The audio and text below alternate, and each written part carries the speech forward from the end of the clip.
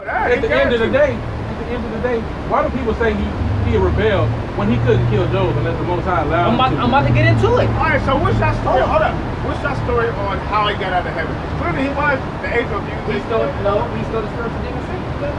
But I mean, he was in heaven. He got cast down. He never got cast down. So what the Bible speaks about fallen angels and all that. What's that He about? never got cast down. That's the Nephilim, man. When you go into that word, it means giants.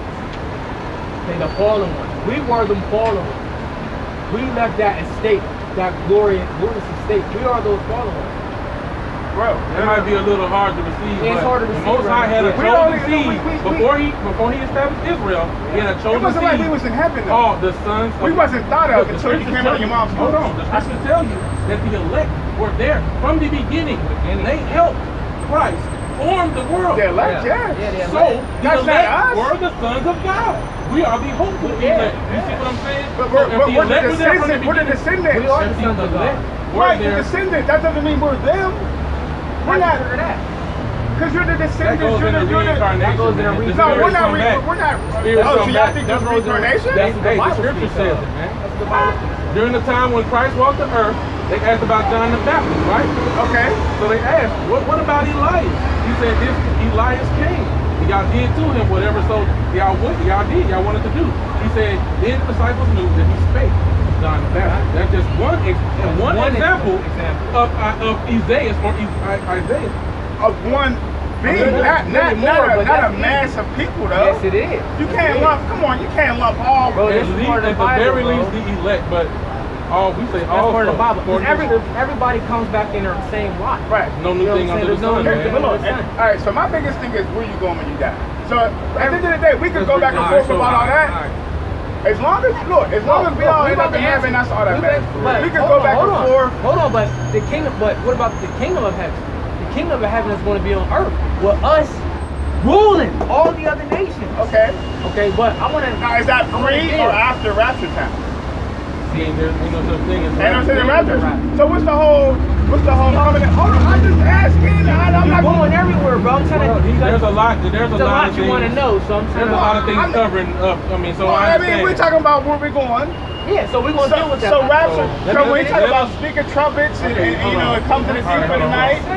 We can answer all your questions, but you gotta have a little I gotta shut up. Okay. So Job, right? We already read that. It says, verse 8, Job 1 and 8, it says, and the Lord said unto Satan, hast thou considered my servant Job, that there is none like him in the earth, a perfect and an upright man, one that feareth God and escheweth evil. Then Satan answered the Lord and said, doeth Job fear God for naught? Hast thou not made a hedge about him, and about his house, and about all that he hath on every side? Thou hast blessed the work of his hands, and his substance is increased in the land. And his substance is increased in his land. So Satan is saying to the Heavenly Father that, look, man, you know, this hedge you got, you're protecting Job. Right. You're protecting Job, you're protecting his household, and you're protecting everything he got. Remember, Job was a rich man. Right. Okay. So verse 11, he says, but put forth thy hand now and touch all that he has, and he will curse you through thy face. So he basically trying to come out the Lord like, man, look, you take everything you have, I bet you Job would curse you though. Right? But the Lord knew that Job wouldn't do that. You know, but it's still going on with the story anyway. It says, and the Lord said unto Satan, behold, all that he have is in thy power. Only upon himself put not forth thy hand. So Satan went forth from the presence of the Lord. See? So basically he told him, look, you got power to touch all that you want. Not go off camera for that, bro. You know what I'm saying? Somebody have to roll out. So, I'm not sure. So, but what the Lord is, what Job is saying to the Lord, or the Lord said to Job, look, you got power to take everything that Job had, just don't touch it. I get that. You know what I'm saying? And then when you go to the next verse, you go to the same thing, but this time he say, look, you can do whatever you want to Job, just don't kill him. So basically, Satan has a barrier. He's not allowed to do nothing without the permission of the Lord, honestly. If the Lord does not give him permission, he can do nothing. So like the whole book of Revelations, What about it? it speaks about like end times. The whole Bible do. But I mean specifically Specifically, the whole Bible do. no, but like Isaiah doesn't. Yes, it does. Yes, it does. Isaiah 66 Psalms verse 15. is a lot of praise and song and worship. That's No, why even Genesis and Psalms. You saying Psalms got praise and worship? Do you know in the book of Psalms? I don't want to debate that. My point is, do you know? I'm just telling you. Do you know the book of Psalms is telling you that we are going to have defeating and change? Okay, I'll agree with that. But my thing is, what about, again, it speaks about the harlot. You're regurgitating the things that these pastors, they don't teach in the book of Psalms that we're going to have these things. What is the harlot? But they speak of the harlot in the rapture. And Revelations, when they speak of the harlot, they're speaking of America. America is the harlot of all the world. That's true. Yeah, you're right about that. Okay. The mother of all harlots. Right. And it's going to come. So there's not going to be no Antichrist, right? No Antichrist. There are many Antichrists. But no, there's only one that actually matters, though. There's only one that has the power, because anything that God does, the devil want to do in reverse, right? Where did the Bible say that? Bro, my grandma's Bible, bro. That's look. Hey, look, that's something they show you in the movie. It really is something they show you in the movie. I'm about to go to Texas. There are many spirits. My grandma been saved, sanctified. You keep saying it's saved word, man. Listen to me. Nobody this is saved. history. This been around before we was born. This Bible right here. No, I'm just telling you. Let's go read the Bible. You said let's go to the Bible. Let's go to the Bible. You want to know about where the dead go? We've shown you enough truth to show you that the breakdown. Okay, so hold up. So there's a book. There's a book called Divine Revelation in Hell, right? Divine. Hold on. Can I finish my story? Let me just finish it. Let me just finish it. Real quick. So it's this book, right? And I know I'm not trying to be a devil and distract y'all. So there's this book, Divine Revelation of Hell. It speaks about this woman, right? Who, it's going to sound weird to y'all because a lot of stuff is mystical. She, through her dreams, 40 nights, 40 days, God, through her dreams, through visions, took her through hell, let her know about hell. Real quick, my grandmother, when I was 12 years old, and this is why I believe this book without a shadow of a doubt. I was 12 years old. My grandmother, she was with us. And I speak about when she got closer to God, because you don't like when I say saved. When she got closer to God and she gave her life to God, she was really curious about the spiritual realm and then hell. Not that she wanted to go there, but curious about it. Lying to you now, when I was 12 years old, she told me a story about God came to her in her vision. She was there, she talked about this, she talked about the gates of hell, she talked about the tunnels and all this. Before this book came out, 4 years later, this book comes out and you can look at it. Exactly what my grandma said. Exactly. So is that like some type of just like mystery? I believe that to be true. Now remember, there's certain dreams and interpretations that people are not supposed to follow upon. And that could have been one of those. So what is those? But that's a hell of a coincidence, though, right? Hell of a coincidence, or is that just like not true? Not true. I'll put it to you like this. I'm not trying I'm just trying to bounce that off. Yeah, no. Who knows? She could have misinterpreted it wrong too. Misinterpreted? And furthermore, like she could have like No, my grandma and the book writer. No, the book writer's off. Okay, my grandma's dream. Man, something's off. That's off? Because there's no hell. Two things is off? There's no hell. Bro, where we go when you die? If I die right now, where I go? Read it right now. The answer. This is hold on. Let me read this. I give y'all the floor and I don't say Hold on. All right. Well, but y'all kind of don't let me talk a little bit. Because we gotta let the scripture speak, bro. Look, Isaiah 34 verse 16. Then you bring yours up, brother. It says, "Seek ye out of the book of the Lord and read. No one of these shall fail. None shall what her make. For my mouth it hath gathered, and his spirit it hath gathered them." So you want to seek ye out of the book of the Lord, man. We don't that's not talking nothing about seek ye out of the book of the Lord and read. No prophecy shall fail, and if you don't have none of these shall want their mate. So no other Bible. We don't need no book to follow the scriptures. This stands alone. A mate meaning like a woman? Another book. A mate meaning something you can mate with. Okay. This book stands alone by itself. No question about it. There's no question about it. All right, so now we're going to go according to this, because this is the divine word utterances of the Most High. Okay. This is Job 3. So y'all believe that there's demons? No demons. Say that. Okay, so where they at? Where they at? There's evil spirits. Where they at? On people, they in the spiritual realm around us all the time. Yeah. But we can't see the spiritual realm. Some people can. I'm about to say, because I sure can. I did. I can't see that dimension. Some people can, all right? Not every day, but sometimes you know when a spirit hops on somebody, you go, oh, they got a spirit on me. Yeah, I can actually see it. I can see you got a good spirit to you. I can look at your spirit and see you got a real good spirit to you. You got a lot of love. You got a big heart. I got discernment for spirits. I'm blessed like that. I mean, I'm blessed like that. But you know, certain people do got that blessing. Everybody don't got that. Right. Good spiritual discernment. That's true. To think that there's not a hell is kind of like. Let's now, can you chill, bro? Let us deal with the scripture so we can. We got you, bro. We got you. Hey, Job 13, the Job 3 and 13. For now should I have lain still and been quiet. I should have slept, and then had I been at rest. With kings and counselors of the earth, which build desolate places for themselves. Or with princes that had gold, who filled their houses with silver. I'm going to get to it. Or as in hidden untimely birth, I had not been, as infants which never saw light. There the wicked cease from troubling, and there the weary be at rest. There the prisoners rest together. They hear not the voice of the oppressor. The small and the great are there, and the servant is free from his master. See, so that's good. They're arrested, man. They're not in a state where they got to do anything. They're not being ruled over anything. Right. So everyone goes back to the Heavenly Father. Hey, that's why the It prophet was meant that way. But when Adam and when Eve let Adam bite on the apple, when this is during the time of Job, man. How he gonna what? Job going off? Job 32 No, I'm talking about Adam and Eve though. Job 32 and 8. Oh, Adam and Eve. That's once they bit of the apple, we knew shit we wasn't supposed to. Yeah, that's right. That's why when they came back and they had leaves and stuff covering up the privates, the Lord's like, well, hold on, how do you even know you're naked? You didn't know nothing about being naked. Well, a lot of that's metaphorically speaking, man. Bro, it's factual. You bit into the apple of knowledge. That apple, what they took over from philosophies of the other nations. It's like CERN. Y'all heard of CERN, right? Yeah, CERN. That's basically going into stuff we have no business tapping into. Well, the Lord's letting them do it though. Well, because he got free will. He gave us free will. No, he did not. Bro. Ain't no free will, if it wasn't no free will, there wouldn't be no 10 commandments. Why would he have to have commandments if you're automatically going to... Because he wants you to conduct yourself in a certain way. But you're not going to, right? What you mean? Not necessarily. Yeah. Okay, the next man. We are supposed he has the will to do that. It's not like he's condemned to do exactly what God wants him to do. That's all I'm saying. Because maybe the Lord don't want him to do it, so he don't want to heal that person. All right, Lord want me to do a lot of stuff. I do a lot of wrong all the time. I know I'm a chosen. But he have gave no man license to sin. Right. So if he predestined that you will repent from that, you ain't gonna have a choice. You gonna repent from that. Then now look at Pharaoh. He hardened Pharaoh's heart. Did Pharaoh have a choice? Pharaoh wanted to give up. The Most High twisted his heart and said no. Because man's doings are of the Lord. Right. So we don't control our own way.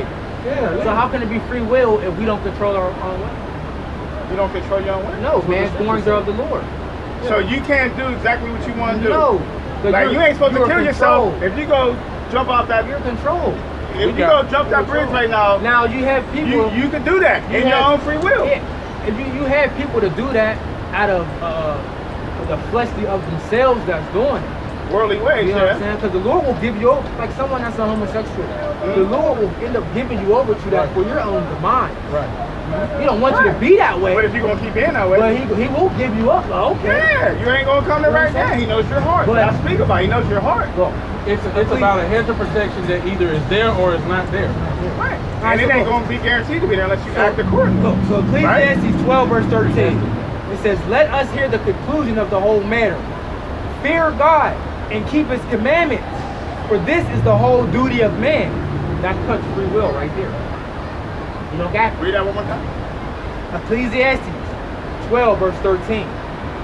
Let us hear the conclusion of the whole matter. Fear God and keep his commandments, for this is the whole duty of man. So we're supposed to fear God, keep his commandments, not do what we want. You know, you gotta. According to ourselves, but the fact that he's telling you to do his commandments means you have another choice. If he's telling you to do, I don't have to tell you not to do nothing if there's no other choice. Like you have no choice but to breathe. I don't need to tell you to breathe, right? You're going to breathe. You know what I mean? Like they're just too sad. Why would he tell you not to do nothing? Why would he have commandments if you can't? He wants his people to follow his ways. We're supposed to follow his ways, not what the secret anything of ourselves. His ways is life, right? Right. Now, so if you know it's that, how would you know what he wanted from you if he didn't put it there? Well, he got to have the commandments, right? That's what they're there for. But if there's nothing else you can do, there's people who won't do it. But there's people who will do it. But it's all his movie, man. He cast the actor. I don't disagree with that. He cast the actor, and they're gonna play out their role. Yeah. Now, you know the ending to the movie. I got one to show you just to get into this whole thing. And then get Job 32 and 8 after that. Job 33 and 14. For the Most High speaketh once, yet twice. Yet man perceive it not. In a dream, in a vision of the night, when deep sleep falleth upon men and slumbering upon the bed. Then he openeth the ears of men and sealeth their instruction. Then he may withdraw from man his purpose and hide pride from him. He seals your instructions in your bed when you're sleeping. And the next day, you execute that. It's like a pre-programmed situation, right? Good and bad, because all things work for the good of them. Well, that would be ordained. That would be ordained. That is ordained. The elect are ordained. Your actions are ordained. And you said what, John? 32 and 8. I got Proverbs 20 verse 24. It says, man's goings are of the Lord. How can a man then understand his own way? See, the Lord directs the steps. You know?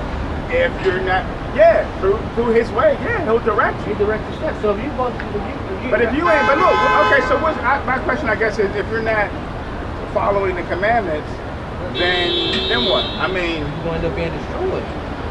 That's right. What it comes down to. So that's not free will. Then I mean, if he's so mighty, I mean, I'm just saying, why would he allow sin to be? If he you know what I mean? He died for a sin. It's his movie. He died for the sins of Israel. I'm gonna get the one he wanted me to get. See, look, Proverbs 3 and 6. In all the ways acknowledge him, and he shall direct thy paths. That's a good one.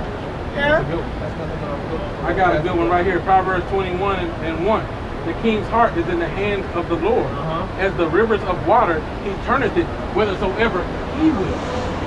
The king's heart or his mind is in the hand of the Lord. Wherever the Most High want that king to go. Matter of fact, look at Saul. They asked for Saul, right? Give us a king, give us a king. They had a judge. He said, if I give you a king, he's gonna misuse y'all. He's gonna use y'all like his personal servants, basically. He's gonna F y'all over. Right? But what? He put it in Saul's heart to do as such. That's predestination. Even Nebuchadnezzar. Remember when Nebuchadnezzar didn't want to basically give all the glory to the Lord? The Lord put Nebuchadnezzar from on high to a lower state. He hadn't even appealed to the grass. Right. You know what I'm saying? Right. Until he had to acknowledge that the Lord was basically like, he had to acknowledge that the Lord was the God of gods, or what did Nebuchadnezzar had to acknowledge? Well, basically he had to acknowledge that, you know, because he was proud and the Lord put him in that lower state. So ultimately Nebuchadnezzar had to acknowledge that the Lord is the one to do everything.